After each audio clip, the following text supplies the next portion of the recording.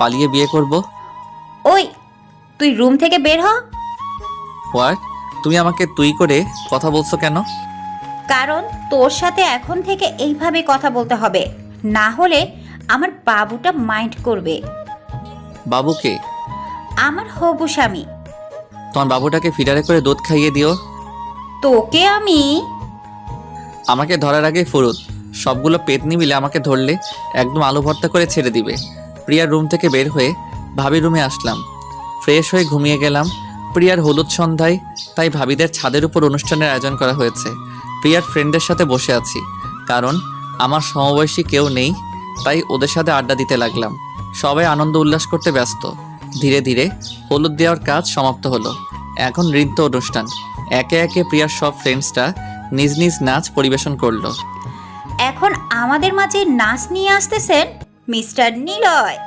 Please Niloy, কাম। ওই, একদম না। যা, তুই তো নাচ পারিস। কিন্তু ভাবি, পার্টনার ছাড়া আমি পারবো না। এখানে কি পার্টনারের অভাব আছে? যাকে পছন্দ তাকে সাথে নে। আমার একজন দিয়ে হবে না। কয়জন লাগবে তোর? আমাকে ছাড়া এক্সট্রা 6 জন লাগবে। তো বেছে নে। যদি রাজি না হয়? রাজি হবে। প্রমিস? প্রমিস। ওকে। আমার পার্টনার হচ্ছে আব্বু আম্মু, আঙ্কেল আন্টি এবং চাচ্চু চাচ্চি। আঙ্কেল, আপনি প্রমিস করেছেন। তাই বলে আমরা বুড়ো বুড়িরা? আপনাদের সাথেই তো আনন্দ শেয়ারিং করতে হয়, তাই না? এখন কথা বাদ দিয়ে সবাই রেডি হয়ে আমার পিছনে দাঁড়ান। আমাকেও আসতে হবে। জি ডিয়ার আম্মু, কামন। সবাই পিছনে দাঁড়াতেই ওনাদের যুগে রোমান্টিক গান বাজিয়ে দিতে বললাম। কথা মতো সেটাই হলো। গানের 5 সেকেন্ড হতেই আমি সেখান থেকে সরে আসলাম। আমার সাথে ওনারাও চলে আসতে চেয়েছিল, কিন্তু সবার জোর করায় নিজেরা নাচতে লাগলেন। প্রাচীন যুগের গান, তাই আমি ভালোভাবে বলতে পারবো না। 5 মিনিটের গান শেষ হতেই সবাই জোরে করতালি দিয়ে ওনাদের অভিনন্দন জানালাম। কম বেশি সবাই লজ্জা পেয়েছে, সাথে অনেক ক্লান্ত। সবাই থাকো, আমার রুমে এলাম। ভাইজান, আমরাও যাব, চলেন। শুরু হলো নিচে যাওয়ার পালা। আমি ঠিক এটাই চেয়েছিলাম। সকাল থেকে একটাও সিগারেট খাইনি, আর নাচ তো শুধু বাহানা ছিল মাত্র।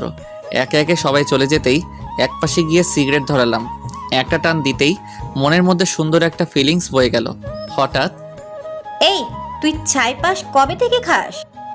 পেছন থেকে এমন কথা শুনে হাত থেকে সিগারেট ফেলে দিয়ে পিছনে তাকালাম। দেখলাম প্রিয়া। ও তুই? এসব খাস কেন? এমনি মাঝে মাঝে খাই আর কি। এই বাসায় এসব খাওয়া বারণ। এটা ধরতো। কেন? প্রিয়াকে কিছু না বলতে দিয়ে পকেট থেকে ফোনটা বের করে সিগারেট হাতে প্রিয়ার পিক তুলে নিয়ে আবার সিগারেট হাতে নিলাম। এটা কি হলো? প্রমাণ জোগাড় করলাম। তুই নিজেও এসব সিগারেট খাস? কুত্তা, তোর জীবনেও ভালো হবে না। কবেই বা আমার ভালো হয়?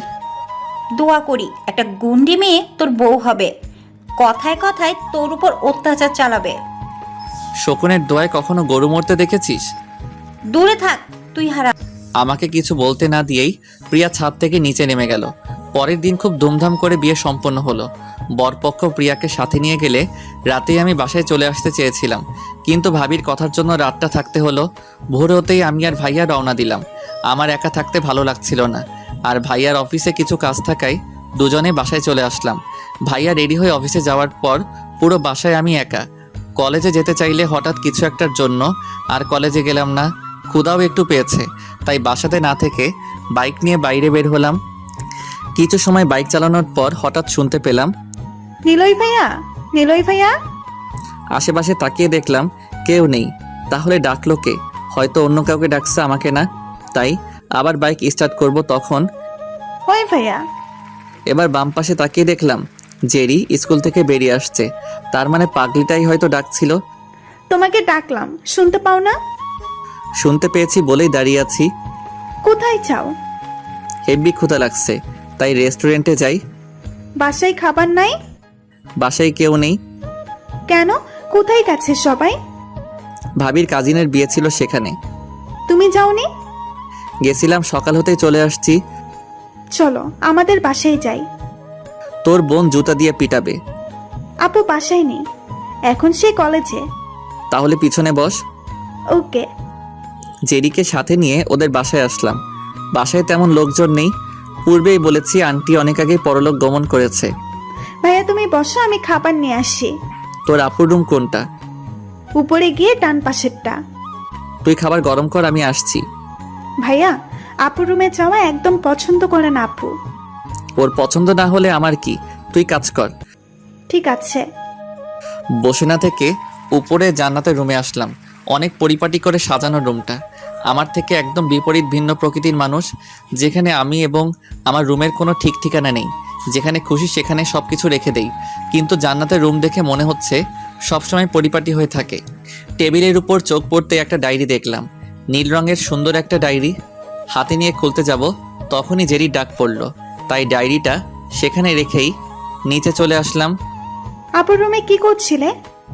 তেমন কিছু না, টেবিলের উপর একটা ডায়েরি দেখলাম। কিসের রে? তুমি পড়েছো? সেটার সুযোগ পেলাম কোথায়? আম্মুকে নিয়ে লেখা। আপুর অনুপস্থিতিতে আমি মাঝে মাঝে পড়তাম। ওই এখন খাবার দে। জেরি খাবার বেড়ে দিতে লাগলো। তোর আপুকে বিয়ে দিবি না? বিয়ের কথা বললে কিন্তু আমি চলে যাব। কেন? আমি কি তোর বিয়ের কথা বলছি নাকি? আপুর বিয়ের কথা বলবে না। তাহলে তুই বিয়ে করবি কবে? আগে একটা বয়ফ্রেন্ড পাই, তারপর। আমার সাথে প্রেম করবি? আমার বইয়েই গেছে তোমার সাথে প্রেম করার। আমি দেখতে খারাপ নাকি? খারাপ না, তুমি তো অনেক কিউট আর স্মার্ট, কিন্তু তুমি আমার কলিজার ভাইয়া। থাক, আর পাম দেয়া লাগবে না।